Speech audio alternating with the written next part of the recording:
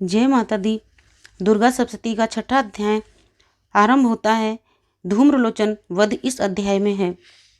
महर्षि मेधा ने कहा, देवी की यह बात सुनकर दूत क्रोध में भरा हुआ दैत्यराज के पास पहुंचा और सारा वृत्तांत कह सुनाया। दूत की बात सुनकर दैत्यराज क्रोधित हो गया और उसने अपने सेनापति धूम्रलोचन से कहा, धूम्रलोचन, तुम अपनी सेना सहित शीघ्र ही वहां पर जाओ और उस दुष्टा के केसों को पकड़कर घसीटते हुए उसे बलपूर्वक यहाँ पर ले आओ।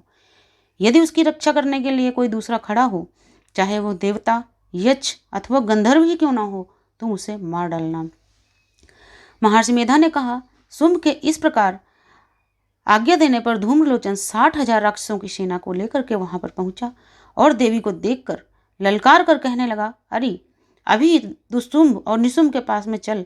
यदि तू प्रसन्नतापूर्वक मेरे साथ नहीं चलेगी तो मैं तेरे केसों को पकड़कर तुझे घसीटता हुआ ले चलूंगा। देवी बोली, दैत्यराज का भेजा हुआ तेरे जैसा बलवान यदि मुझे बलपूर्वक ले जाएगा तो मैं तेरा कर ही क्या सकती हूँ। महर्षि मेधा ने कहा, देवी के ऐसा कहने पर धूम्रलोचन उनकी ओर लपका, किंतु देवी ने उसे अपनी हुंकार से ही भस्म कर डाला। ये देखकर असुर सेना क्रुद्ध होकर देवी की ओर दौड़ी, परंतु अंबिका ने उन पर तीखे बाण, शक्तियां तथा फरसे बरसाने आरंभ कर दिए।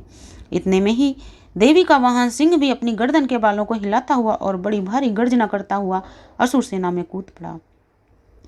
उसने असुरों को अपने पंजों से, कुछ अन्यों को अपने जबड़े से और कितनों को ही दाढ़ों से घायल करके मार दिया। कई असुरों के पेट अपने नाखूनों से फाड़ डाले और कुछ का तो केवल थप्पड़ मारकर सिर धड़ से अलग कर दिया। कितने ही असुरों की भुजाएं और सिर तोड़ डाले और गर्दन के बाल हिलाते हुए उसने कई असुरों के पेट फाड़कर उनका रक्त भी पी डाला। इस प्रकार देवी के महाबली सिंह ने क्षण भर में ही असुर सेना को समाप्त कर दिया। शुंभ ने जब यह सुना कि देवी ने धूम्रलोचन को मार दिया है और उसके सिंह ने सारी सेना का संहार कर दिया है, तब उसको बहुत क्रोध आया। मारे क्रोध के उसके होंठ फड़कने लगे। उसने चंड तथा मुंड नामक 2 असुरों को आज्ञा दी कि हे चंड, हे मुंड, तुम एक बहुत बड़ी सेना लेकर के वहां पर जाओ और उस देवी के बाल पकड़कर या उसे बांधकर शीघ्र यहाँ पर ले आओ। यदि उसे यहाँ लाने में किसी भी प्रकार का संदेह हो तो सेना सहित लड़ते हुए उसको अवश्य मार डालना और उस दुष्टा और उसका सिंह जब उन दोनों को मार देना तब उनको बांधकर यहाँ पर ले आना। बोलो दुर्गा मैया की जय। छठा अध्याय समाप्त।